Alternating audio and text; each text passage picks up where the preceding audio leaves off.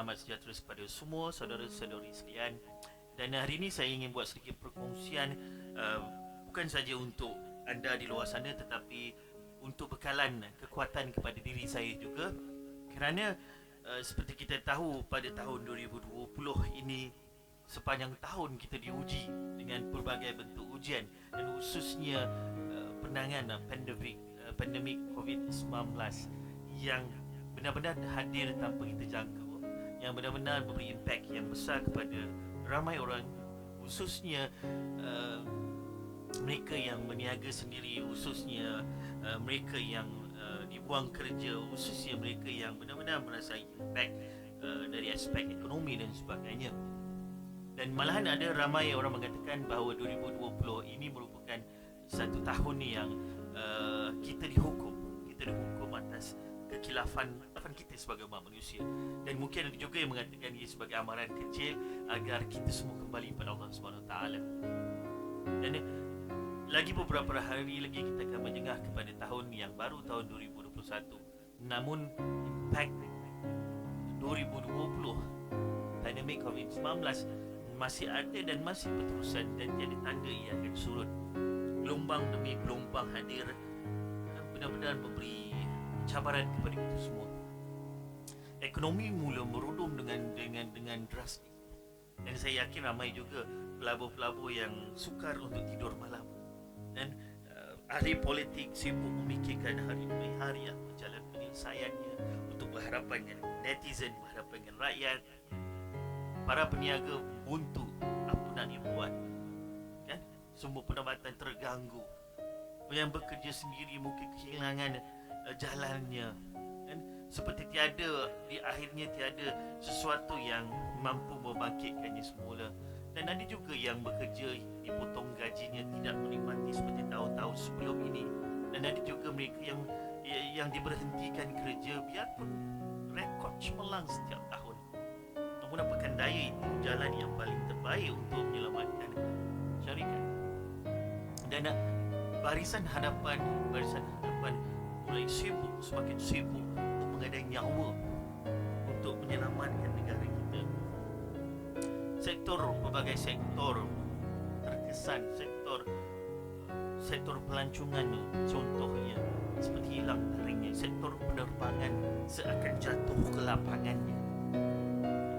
Yang dahulunya kerjanya hebat dan sekarang ini terpaksa menerima hakikat bahawa tiada lagi yang perlu dipertontonkan selain kita memasuki fasa survival, fasa untuk survive, fasa untuk menghadapi, fasa untuk menyelamatkan diri. Dan ini begitu besar untuk ramai orang untuk menghadapinya. Ya, mungkin benar ia adalah hukuman ataupun sebagai tanda amaran kecil untuk kita kembali kepada Allah SWT. Namun tuan-tuan dan puan, saudara-saudari sekalian, apapun sebab dan apapun alasan, satu perkara yang saya boleh ingatkan diri saya dan diri anda di luar sana, apapun sebab, apapun juga alasan di sebalik segala ujian ini, usah sekalipun kita bersangka buruk kepada Allah SWT. Kerana Allah SWT Maha mengetahui segalanya. Allahumma ya barik, kerana Allah SWT yang merancang dan mengaturkan segala-galanya. Jangan sekalipun kita mengatakan kenapa Allah begini, kenapa Allah memberi ujian kepada aku begini, aku dah usaha, aku dah solat. Jangan sekalipun ada perasaan begitu. Kerana hakikatnya kita kena pegang dalam jiwa kita, kita kena pegang dalam hati kita yang sebenarnya setiap ujian dan dugaan yang Allah sedang kirimkan pada kita, kita mampu hadapinya. La yukallifullahu nafsan illa usahaha. Allah tidak akan memberati seseorang itu melainkan apa yang terdaya olehnya. Surah Al-Baqarah ayat 286. Kalau kita pegang ayat ini, sebenarnya apapun ujian sebenarnya kita mampu. Persoalannya, adakah kita memilih untuk melalui dia dengan sebenar-benarnya, dengan penyerahan penuh kepada Allah SWT, ataupun kita memilih untuk menyalahkan orang lain, menyalahkan Allah SWT, ataupun kita memilih untuk merungut, kita memilih untuk sentiasa sedih, untuk memilih untuk sentiasa menangis. Memang sukar, namun Allah telah mengatakan, Allah telah berfirman bahawa kita mampu melaluinya. So peganglah janji Allah ini. وَمَا يَتِكِ اللَّهِ يَجَلَّهُ مَخْرَجًا وَيَرْزُقُهُ مِنْ سُلَا يَحْتَسِبُ وَمَا يَتَوَكَّلَ عَلَى اللَّهِ فَهُوَ حَسْبُهُ إِنَّ اللَّهَ بَالِغُ أَمْرِهِ قَدْ جَعَلَ اللَّهُ لِكُلِّ شَيْءٍ قَدْرًا. Siapa yang bertakwa kepada Allah SWT, nescaya dia akan mengadakan jalan keluar dan memberi rezeki kepadanya tanpa disangka-sangka. Dan barang siapa yang bertawakal kepada Allah SWT, nescaya Allah akan mencukupkan segalanya. Sungguhnya Allah yang melaksanakan segala urusan yang dikehendakinya.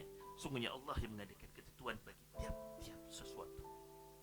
Surah Al-Talaq ayat 2 hingga 3. Ini adalah ayat 1000 dinar yang selalunya kita baca setiap hari, yang selalunya kita letakkan di dinding ayatnya.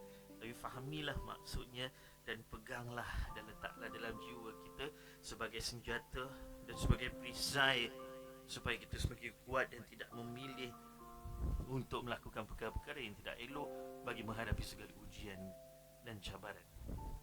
Okey, jadi di tahun baru 2021 akan datang ini, kita perbetulkan kiblat kita, kita perbetulkan amalan kita, dan sentiasalah berbisik dalam hati kita bahawa semuanya ada hikmah di sebaliknya.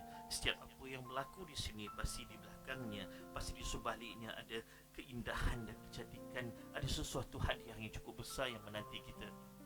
Persoalannya bagaimana kita nak mendapatkan hikmah tersebut. Hikmah itu adalah kesabaran dan penyerahan kita pada Allah SWT. Usaha kita lakukan, penyerahan kita teruskan kepada Allah SWT, keyakinan kita pada dia. InsyaAllah hikmah yang di sebalik apa yang berlaku, di sebalik segala ujian yang melanda kepada kita, InsyaAllah kita akan hadapinya dengan baik.